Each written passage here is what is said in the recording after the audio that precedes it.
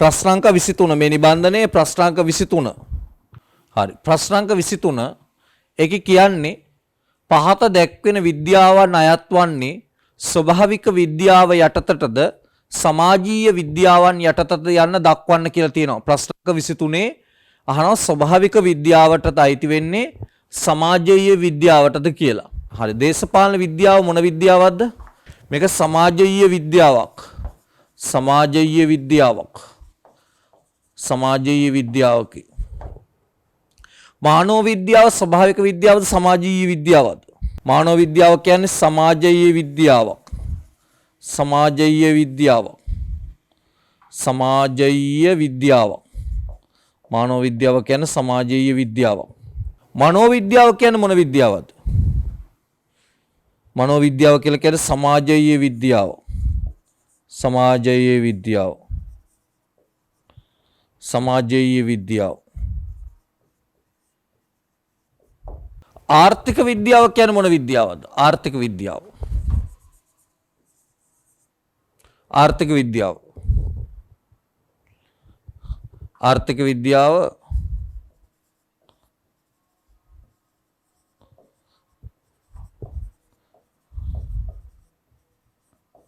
සමාජීය විද්‍යාවක්.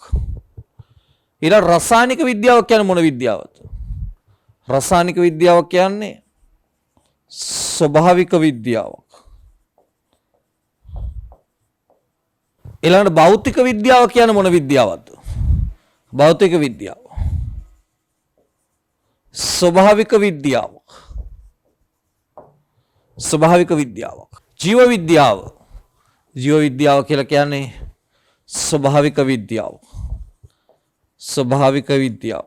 පහත දැක්වෙන විද්‍යාවන් අයත් වන්නේ ස්වභාවික විද්‍යාව නැත්නම් සමාජීය විද්‍යාව යටතේ යන දක්වන්නේ දේශපාලන විද්‍යාව සමාජීය විද්‍යාව, මානව විද්‍යාව සමාජීය විද්‍යාව, මනෝ විද්‍යාව සමාජීය විද්‍යාවක්, ආර්ථික විද්‍යාව සමාජීය විද්‍යාවක්, රසායනික විද්‍යාව ස්වභාවික විද්‍යාවක්, ජීව විද්‍යාව ස්වභාවික විද්‍යාව. හරි. ඊළඟ ප්‍රශ්නෙට එන්න 39 වෙනි ප්‍රශ්නේ. සෑම සමාජයක් විසින්ම සිදු කරන තේරීම් තුන නම් කරන්න කියලා තියෙනවා. මේකටම ඕන වරහන් ඇතුළේ ලියන්න මූලික ආර්ථික ප්‍රශ්න. මූලික ආර්ථික ප්‍රශ්න. මූලික ආර්ථික ප්‍රශ්න. ලියන්න කුමක් කොපමණ නිපද වේද? කෙසේ නිපද වේද? කෙසේ නිපද වේද? කෙසේ නිපද වේද? කා සඳහා නිපද වේද?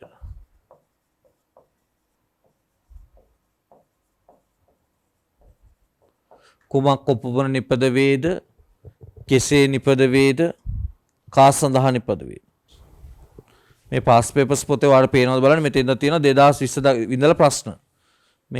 මේ හැම ප්‍රශ්නයකටම පිළිතුරු පොතක් හම්බෙලා තියෙනවා. දැන් මම නිකන් පෙන්නන්නම්.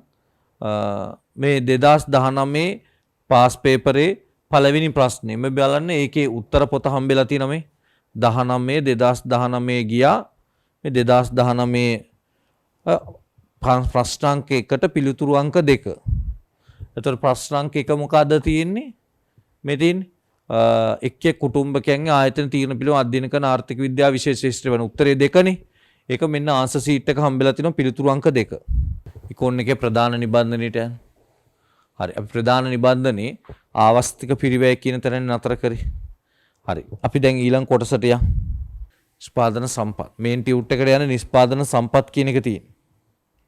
හරි. ප්‍රධාන නිබන්ධනයට යන නිෂ්පාදන සම්පත් කියන එක තියෙනවා. බලමු මොකද්ද මේ නිෂ්පාදන සම්පත් කියලා කියන්නේ කියන එක. ඔබ මෙන්න මෙහෙමයි ඒක දකින්න ඕනේ නිෂ්පාදන සම්පත් කියන එක.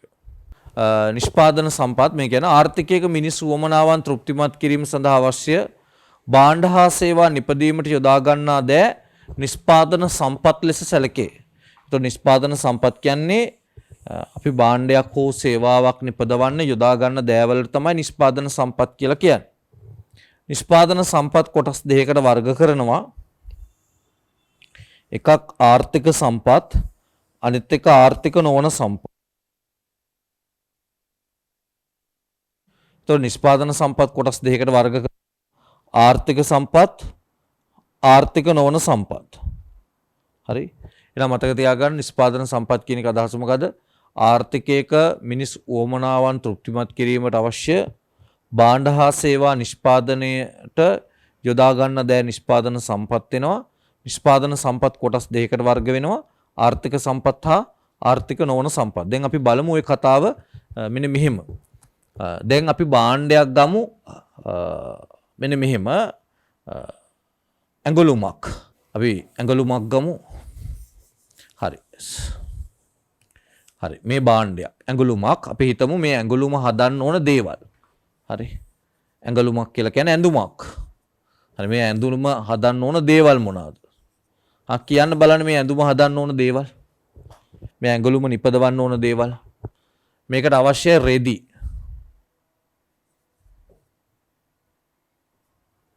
නූල් ඕනි. ඊළඟට විදුලිය ඕනි. ඊළඟට වාතය. ඇයි මේ වාතය ඕනේ? දැන් සමහර විට මේ ඇඳුම වොෂ් කරනවා නම් ඒවා ළඟට අපි හිතන්නකෝ වේල මොකක් හරි මේකට ප්‍රින්ට් එකක් දාලා වේලෙන්න තියෙනවා නම් ඒකට හුලං මොනවා හරි වායු සමනය කරන යන්ත්‍ර භාවිතා කරනනේ. ඒ වගේ දේවල්. ඊළඟ ශ්‍රමය ඕනේ. ඊළඟට මේක නිෂ්පාදනය සම්බන්ධයෙන් මිනිස්සුන්ට හිරු එළියක් ඕනේ. හිරු එළිය නැතුව බෑනේ හදන්න. ඇයි ඒ හිරු එළිය නැතුව හදන්න බෑ කියලා කියන්නේ ඉතින් මිනිස්සුන්ට රස්න අවුව කියන දේවලුත් ඒ කියන්නේ හිරු එළිය රස්නේ කියන දේවලුත් ඕන වෙනවනේ භාණ්ඩ නිෂ්පාදනය. එතකොට ඔය මම භාණ්ඩයක් හදන්න ඕන යෙදවුම් ටික ගැන කිව්වේ. මම තවත් භාණ්ඩයක් ගන්නවා. දැන් එක භාණ්ඩයක් මම ගත්තනේ. තවත් භාණ්ඩයක් ගන්නවා. ඒ තමයි V. හරි. මේ V අසන්න. හරි. V. මේ නිකම් මම මෙහෙම අඳිනවා. V ගොඩක් කියලා හිතන්නකෝ. මේ V යට කියලා හිතන්නකෝ. හරි. V නිෂ්පාදනය. දැන් V නිෂ්පාදනයටත් යෙදවුම් ඕන වෙනවා. අපි බලමු V නිෂ්පාදනයට ඕන වෙන යෙදවුම්. හරි. එකක් තමයි V නිෂ්පාදනයට ඕන වෙනවා ජලය. වාරි ජලය කිව්වනම් හරි. වාරි ජලය. හරි වාරි ජලය. ඊළඟට වැසි ජලයත් ඕන වෙනවා. සමහර කුඹුරු වාරි ජලයෙන් කරන්නේ වැසි ජලයෙන් කරනවා. ඊළඟට වාතය. ඇයි වාතය ඕන වෙන්නේ? ඔය හුළඟ හරහා තමයි ඒකට අවශ්‍ය ඒ කියන්නේ වාතය කියන තුල අපි කතා කරන්නේ ඒ සාකය වර්ධනය සඳහා අවශ්‍යයි. ඊළඟට හිරු එළිය. හිරු එළිය අනිවාර්යයෙන්ම මේ සාක වර්ධනය සඳහා අවශ්‍යයි. හිරු එළිය. ඒ විතරක් නෙමෙයි ගොවීන්ගේ ශ්‍රමය අවශ්‍යයි. ඒ වගේ මේ වී නිෂ්පාදනය සඳහා යන්ත්‍ර සූත්‍ර අවශ්‍යයි. හරි. එතකොට මේවට අපි කියනවා මේ නිෂ්පාදන සම්පත් කියලා. ඇයි මේ නිෂ්පාදන සම්පත් කියන්නේ? මෙන්න මේ භාණ්ඩය හදන්න ඕන මෙන්න මේ සියලු දේවල් අපි දකිනවා නිෂ්පාදන සම්පත් කියලා. මෙන්න මේ නිෂ්පාදන සම්පත් ටික අපිට කොටස් දෙකකට බෙදන්න පුළුවන්. එකක් තමයි ආර්ථික සම්පත්, අනිත් එක තමයි ආර්ථික නොවන සම්පත්. එතකොට මේ නිෂ්පාදන සම්පත් කොටස් දෙකකට බෙදන්න පුළුවන්. මේ නිෂ්පාදන සම්පත් වලට ගන්න යෙදවුම් කොටස් දෙකකට බෙදන්න පුළුවන්. කොහොමද නිෂ්පාදන සම්පත් කොටස් දෙකකට බෙදන්නේ? ආර්ථික සම්පත්, ආර්ථික නොවන සම්පත්. ආර්ථික සම්පත්, ආර්ථික නොවන සම්පත් කියලා කොටස් දෙකකට බෙදන්න පුළුවන්.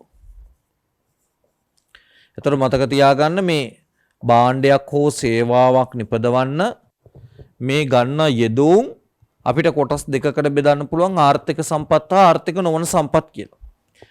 අපි කොහොමද එහෙම බෙදාගන්නේ? දැන් කුඹුර අස්වැද්දීම සඳහා වාරි ජලය ආර්ථික සම්පතක්ද ආර්ථික නොවන සම්පතක්ද? හිරු එළිය ආර්ථික සම්පතක්ද ආර්ථික නොවන සම්පතක්ද?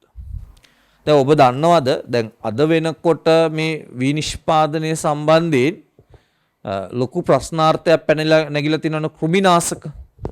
එතකොට ඒවත් යෙදවුමක් වශයෙන් ගන්න පුළුවන්. හරි? කෘමිනාශක. හරි?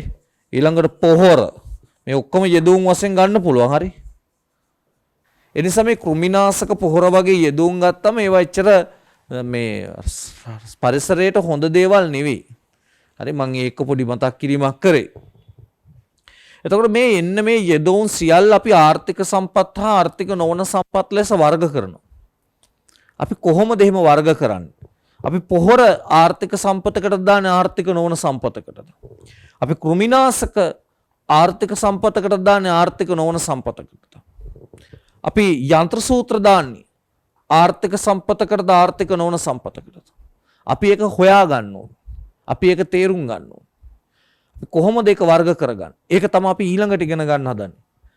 ආර්ථික සම්පතක් වෙන්න නම් මෙන්න මේ යෙදවුම් වල හිඟකම සහ ආවස්තික පිරිවැය කියන ලක්ෂණ දෙකම තියෙන්න ඕන.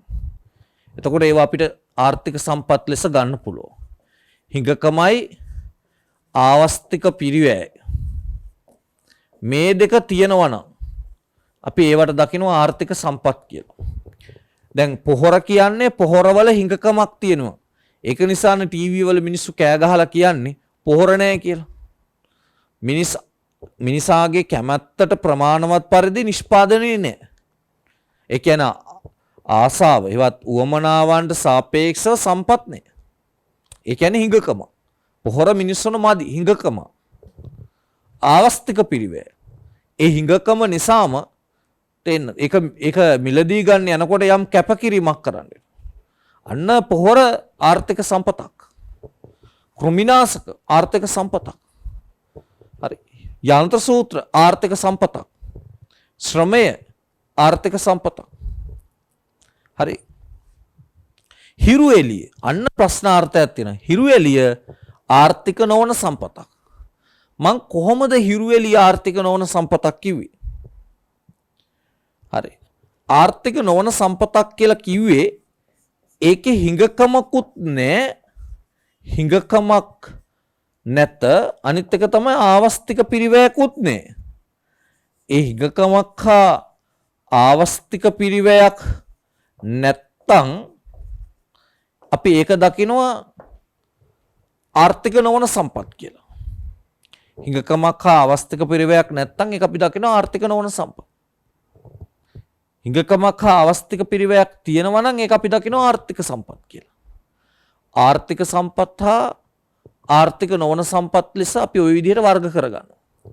සාමාන්‍යයෙන් අපිට උදාහරණ වශයෙන් මේ ආර්ථික නොවන සම්පත් වලට උදාහරණ වශයෙන් 4යි ගන්න තියෙන්නේ.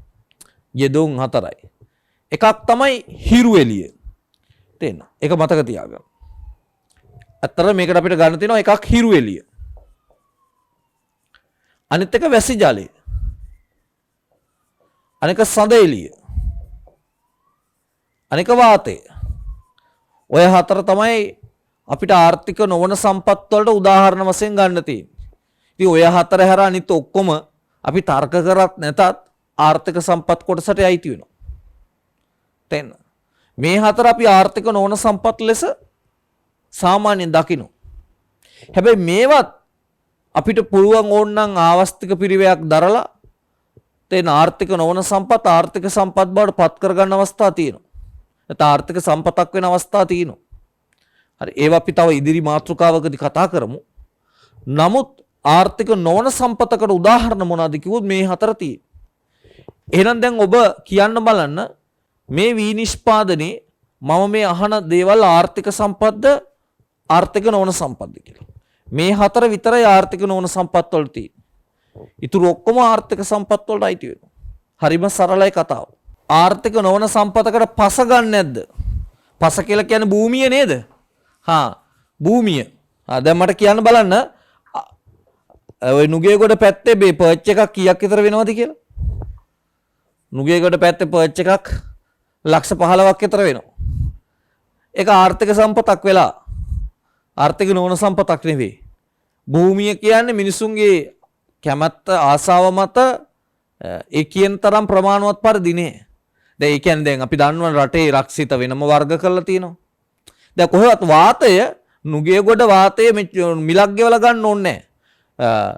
තේන්නද? ඊළඟට මයංගනේට ගියාට වාතයට මිලක් ගෙවලා ගන්න ඕනේ නැහැ. තේන්න. ඇමරිකාවට ගියාට ඒ හුස්ම ගද්දී මිලක් ගෙවලා ගන්න ඕනේ නැහැ.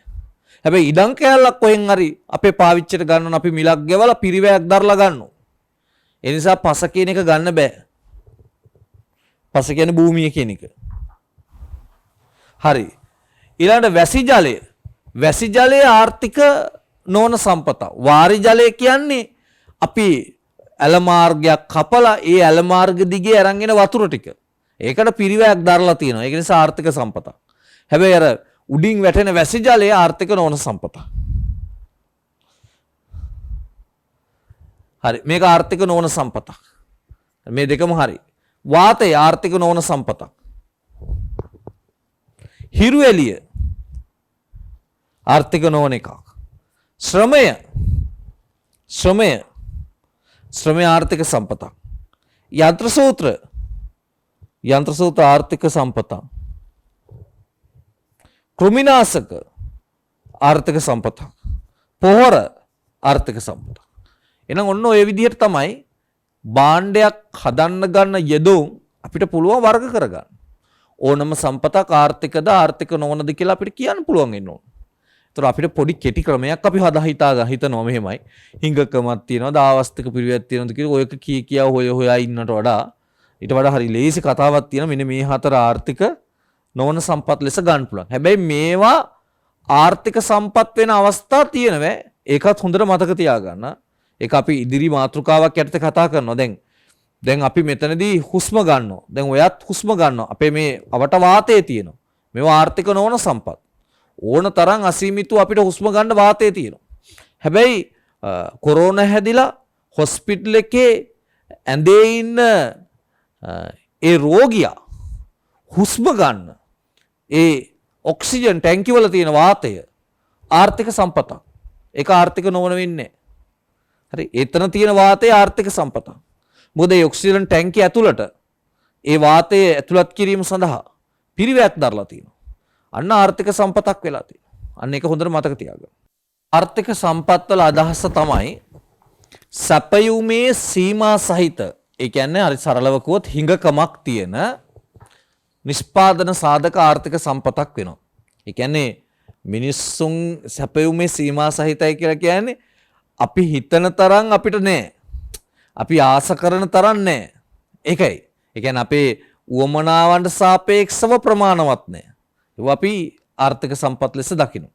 ඒ උවමනාවන්ට සාපේක්ෂව ප්‍රමාණවත් නැති නිසා අපි ඒවා ලබා ගන්න යනකොට මතක තියාගන්න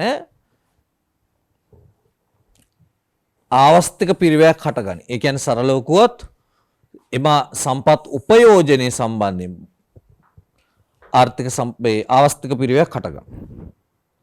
එතකොට මේ ආර්ථික සම්පත් අර්ග කරනවා භූමිය, ශ්‍රමය, ප්‍රාග්ධනය, ව්‍යවසායකත්වයේ වශයෙන්. නැවත ඕනනම් ওই සම්පත් ටික බෙදන්න පුළුවන් අපිට මෙහෙම.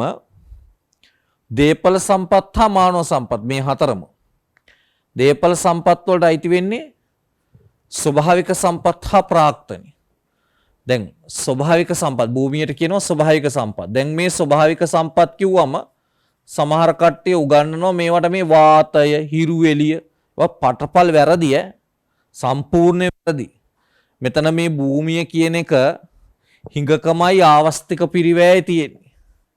හිඟකමයි ආවස්තික පිරිවැය මේක ඇතුලේ තියෙනවා.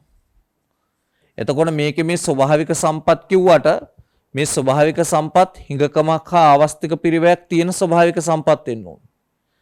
එහෙම නැතුව මේ හිරු එළිය, වාතය වගේ ඒවා මේකට මේ භූමිය කියන එකට ගන්න බෑ. ඔක මතක තියාගන්න. ඔය ගොඩක් කට්ටිය හරියටම වරද්ද ගන්න තැන. සමහර කට්ටිය භූමිය කිව්ව ගමන් ඒකට උදාහරණ වශයෙන් වාතය, හිරු එළිය වගේ දේවල් නිදසුන් වශයෙන් ගේනවා. එහෙම ගේන්න බෑ. ස්වභාවික සම්පත් කිව්වම ඒ ස්වභාවික සම්පත් වල තියෙන හිඟකම හා ආවස්තික පිරිවැය කියන ලක්ෂණ දෙක සහිත ස්වභාවික සම්පත් වලට තමයි අපි කියන්නේ භූමිය කියන කොටසට ගන්න. නැතුව දැන් ආර්ථික නොවන සම්පත් භූමියද? එහෙම වෙන්න බෑනේ. ආර්ථික නොවන සම්පත් වල ගන්න උදාහරණ භූමිය උදාහරණ වෙන්න බෑ. හරි. දැන් සමහර කටික හරි නොදනුවත්කම මත මේ වගේ අර්ථ නිරූපණයන් කරනවා. ඒක වැරදි. දේපල සම්පත්, ඒ කියන්නේ ස්වභාවික සම්පත් කිව්වම භූමිය අයිති වෙනවා. හැබැයි ඒ භූමිය කියලා මේ ස්වභාවික සම්පත්වල හිඟකම හා අවස්ථක පිරිවැය තියෙනවා. මොකද ආර්ථික සම්පත් වලින් එකක් තමයි භූමිය කියන්නේ. ඒතර භූමිය කිව්ව ගමන් ඔබට මතක හිතෙන්නේ ස්වභාවික සම්පත් නම් හැබැයි පුතේ ස්වභාවික සම්පත් හිඟකමක් හා අවස්ථක පිරිවැයක් තියෙනවා. ඒ කියන්නේ ස්වභාව ධර්මයෙන් හම්බෙලා තියෙන සමහර දේවල් අපිට අසීමිතව පාවිච්චි කරන්න බෑ. අපි ඒක දකිනවා. හරි? අපිට මේ ලැබිලා තියෙන භූමිය අසීමිතව පාවිච්චි කරන්න බෑ අපිට. තේන මට ඕනේ අක්කර 10000ක්. නමුත් ඒ අක්කර 10000 මට අත්පත් කරගැනීමේ හැකියාවක් නැහැ. ඇයි? ඒකේ යම් සීමාවක් තියෙනවා. අන්න හිඟකමක් ගොඩ නැගිලා. හරි? හැබැයි මට ඕන තරම් මට හුස්ම ගන්න ඕනේ ගොඩක්. කිසි ප්‍රශ්නයක් නැහැ. අසීමිතව හුස්ම ගන්න පුළුවන්. කවුරුත් බාධා කරන්නේ මට සීමාවක් නැහැ ඒකේ. තේන්න. ඒ වගේ සමහර ස්වභාවික සම්පත්වල සීමාවන් තියෙනවා. ඒවා තමයි භූමියට අයිති වෙන්නේ. හිඟකමක් හා අවස්ථික පිරිවැයක් සහිත ස්වභාවික සම්පත් තමයි භූමියට අයිති වෙන්නේ. නැතුව රටේ තියෙන ලෝකේ තියෙන සියලුම ස්වභාවික සම්පත් භූමියට අයිති වෙන්නේ. ඒ ස්වභාවික සම්පත් යටතේ දැන් අපි ගන්නවනේ හිරු එළිය, වැසි ජලය, සඳ එළිය, වාතය. මේවා භූමියට අයිති වෙන්නේ නැහැ. මොකද ඒ වගේ හිඟකමක් නැහැ. හිඟකමක් තියෙන ස්වභාවික සම්පත් තමයි භූමියට අයිති වෙන්නේ. මොකද භූමිය කියන්නේ ආර්ථික සම්පත්වල එක සාධකයක්. ඉතින් ආර්ථික සම්පත්වල තියෙන ලක්ෂණ භූමියේ තියෙන්න ඕන.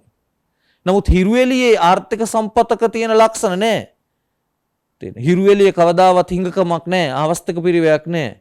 ඒක භූමියට ගන්න බෑ. හරි. ඊළඟට ශ්‍රමය. ශ්‍රමය කියන එක දන්නවා, ප්‍රාග්ධනය දන්නවා, ව්‍යවසායකත්වය දන්නවා. නම් මේ භූමිය කියන එකට අපිට කියන්න පුළුවන් ස්වභාවික සම්පත් කියලා. තොර ස්වභාවික සම්පත් යටතේ හිඟකමක් හා අවස්ථක පිරිවැයක් තියෙන සම්පත් ලෙස අර්ථ නිරූපණය කරන්න පුළුවන්. ඒතර ස්වභාවික සම්පත් කිව්වම මේ හිරු එළිය, වැසි ජලය, සඳ එළිය, වාතය කියන ඒවා ගන්න බෑ. ඒවා BS වල ඒ විදිහට ගන්නවා. නමුත් ඉකෝන් වලට එහෙම ගන්න බෑ. හරි. දැන් අපි එන ප්‍රශ්න කීපයකට උත්තර ලියන්න යන්. පළවෙනි එක මේකෙන් හිඟ සම්පතක් වන්නේ කුමක්ද කියලා අහනවා. හිඟ සම්පතක්. දැන් ගල් ලඟුරු හිඟ සම්පතක්. කංජ සම්පතක් නේ. ඒක ස්වභාවික සම්පතක්. නමුත් හිඟ සම්පතක්. පුහුණු ශ්‍රමයේ හිඟ සම්පතක්, කාලයේ හිඟ සම්පතක්. ජලය කිව්වම ඒ මොන ජලයේද කියලා නෑනේ. ඒක හිඟ සම්පතක්. හිඟ සම්පතක් වන්නේ කුමක්ද? දැන් පුහුණු ශ්‍රමය කියන්නේ හිඟ සම්පතක්. ශ්‍රමයේ හිඟ සම්පතක්. කාලයේ හිඟ සම්පතක්. ජලයේ හිඟ සම්පතක්. ගල් ලඟුරු හිඟ සම්පතක්. අහන්නේ හිඟ සම්පත් වන්නේ කුමක්ද? ඉහත සියල්ලම. ඒත සියල්ලම හිඟ සම්පතක් බවට පත් වෙනවා. ඊළඟට ආර්ථික සම්පතක් යනුවෙන් අදහස් වන්නේ කුමක්ද කියලා අහනවා. ඊළඟට ඒකේ අදහස ලියන්න ඕන අපි ලියමු. ආර්ථික සම්පතක් යනුවෙන් අදහස් වන්නේ කුමක්ද? ආර්ථික සම්පත්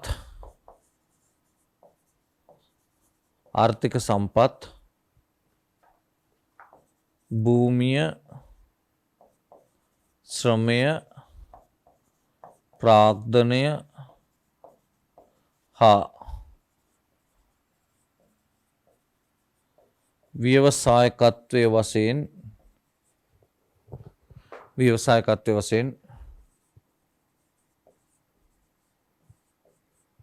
කොටස් හතරකට වර්ග කෙරේ.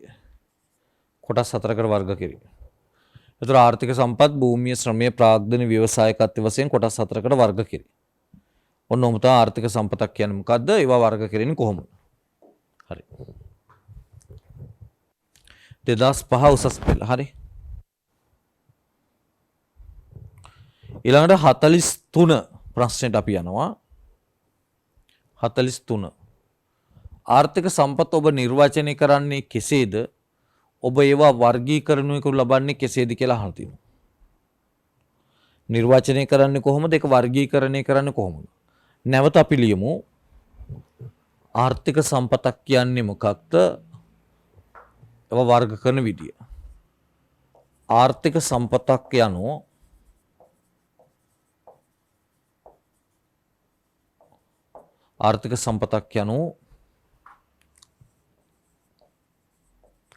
හිඟකමක් හා ආවස්තික පිරිවැයක් සහිත සම්පත් වේ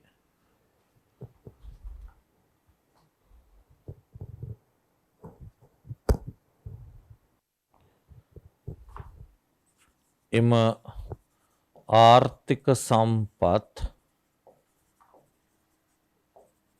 භූමිය ශ්‍රමය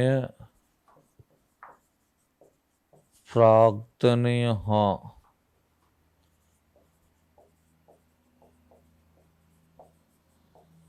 ව්‍යවසායකත්වය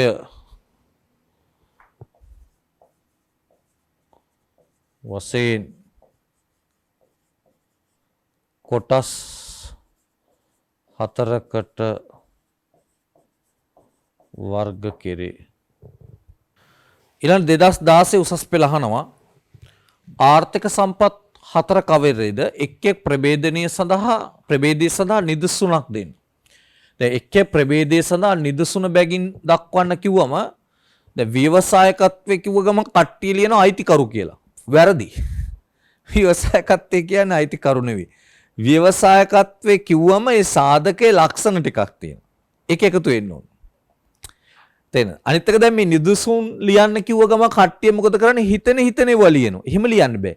එක් භාණ්ඩයකට අන්තර්ගත නිදසුනක්. එක් කර්මාන්තයකට අන්තර්ගත විදිහට ලියන්න ඕන. එහෙම ලිව්වම තමයි ඒක මාකින් එකට ගැලපෙන්නේ. දැන් ව්‍යවසායකත්වයට නිදසුන මොකද අයිතිකරු. අයිතිකරු නෙවෙයි. ඒ අයිතිකාරයා කරන කාර්යයක් තියෙනවා. ඒක තමයි ව්‍යවසායකත්වය කියන්නේ. හරි. තේන අයිතිකරුගේ කාර්යභාරය තමයි ව්‍යවසායකත්ව සාධකය කියලා දකින්න. හරි. දැන් අපි ප්‍රභේද හතර දක්වලා ඒකට නිදසුන් ලියමු. අපි ප්‍රභේද හතර ලියනවා භූමිය, ශ්‍රමය, ප්‍රාග්ධනය, ව්‍යවසායකත්වය.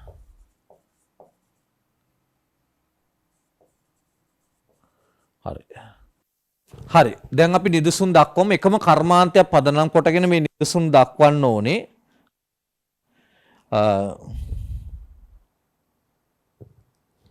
එකම කර්මාන්තයක් පදනම් කොටගෙන නිදසුන් දක්වන්න ඕන. අපි කවු දීවර කර්මාන්තේ. හරි. දීවර කර්මාන්තේ භූමියට ස්වභාවික සම්පත් නෝනේ. ඒකට අපි ගමු මත්ස්‍ය සම්පත. දීවර කර්මාන්තේ ගමු. ඕන එකක් ඔයාලා ගමු. නම් වීගෝ විතන ගන්නත් පුළුවන්. හරි. ඕන එකක් ගන්න පුළුවන් ඈ. මම දීවර කර්මාන්තය ගන්නවා. ඒකට නිදසුනක් වශයෙන් මත්ස්‍ය සම්පත. හරි මත්ස්‍ය සම්පත ගන්න පුළුවන්. right. ඊටකට ශ්‍රමයට ගන්නවා දීවරයන්. මෙහන දීවරයන් නෙවෙයි ශ්‍රමය කියන්නේ.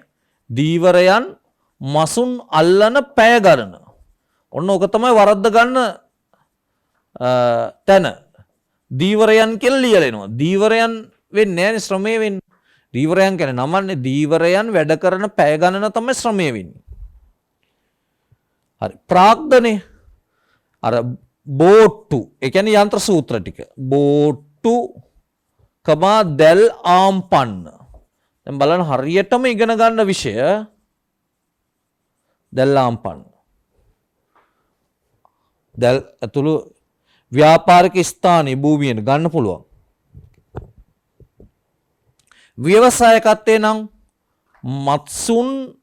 මත්ස්‍යයන් නැත්නම් මසුන් ඇල්ලීමේ කටයුතු සංවිධානය කිරීම හා මෙහෙයවීම. දැන් උදාහරණයක් වශයෙන් මේ දැල් බෝට්ටු අරන් මේ දීවරයට එකතු කරගෙන මසුන් අල්ලන කටයුත්ත ක්‍රියාත්මක කරවීම තමයි ව්‍යවසායකත්වය කියන්නේ. ඒතර මසුන් ඇල්ලීමේ කටයුතු මසුන් ඇල්ලීමේ කටයුතු සංවිධානය කිරීම හා මෙහෙයවීම. දැන් බලන්න ඔයාලට උදාහරණ ලියන්න කිව්වම ඔයාලා ලියන උදාහරණ සහ මම දුන්න උදාහරණේ. ඔයාලා ලියන්නේ ශ්‍රමය කිව්වම දීවරයෝ. ඊළඟට දැන් ප්‍රාග්ධනය කිව්වම තේන්න මොකක් හරි වෙන එකක් ලියන්න පුළුවන්. සමහර විට ඔබට මේකේ නිදසුන් ලියන්න කිව්වොත් මේකට ඔබ හිරු වෙලා නැත්තම් භූමියට ලියනවා එකක්. ශ්‍රමයට ලියන තව වර්ගයෙන් එකක්. එහෙම හරියන්නේ. එකම කර්මාන්තයක් ආශ්‍රිතව ලිව්වම තමයි අර එක තේරෙන්නේ. මොකද භාණ්ඩයක් හෝ සේවාවක් හදන්න ගන්න යෙදුන්නේ සම්පත් ලෙස දකින්නේ. ඒතකොට එකම කර්මාන්තයක් එකම භාණ්ඩයක් සම්බන්ධ කරගෙන ලිව්වම ඒකේ ලස්සන ගැළපීමක් තියෙනවා. ඒ නිසා අපි සාමාන්‍ය මාකින් එකට ගැලපෙන්න ලියන්න ඕන නිසා මේ විදිහට ලියන්න කොහොමත් 2016 මාකින් එකේ ඒ විදිහට තමයි තොරතුරු ලබා දීලා තිබ්බේ. හරි. ඊළඟ ආර්ථික නොවන සම්පත් වලට යනවා. හරි. ආර්ථික නොවන සම්පත් වල කියන්නේ ශුන්‍ය මිලකදී පවා. මොකද්ද මේ ශුන්‍ය මිලක් කියලා කියන්නේ? ඒ කියන්නේ මිලක් ගෙවන්න නැතුව. අපි බොහෝ විට භාණ්ඩ ගද්දි මිලක් ගෙවනවනේ. කිසිම මිලක් ගෙවන්න නැතුව අසීමිත සැපයුමක් සහිත සම්පත්. අපි කියනවා ආර්ථික නොවන සම්පත්. ඒ කියන්නේම අසීමිත සැපයුමක් තියෙනවා කියන්නේ හිඟකමක් නැහැ කියන එක. හිඟකමක් නොමැති සම්පත්. හිඟකමක් නොමැති සම්පත් වලට අපි කියනවා ආර්ථික නොවන සම්පත් කියලා. දැන් මේ ආර්ථික නොවන සම්පත් වල ආවස්තික පිරිවැයක්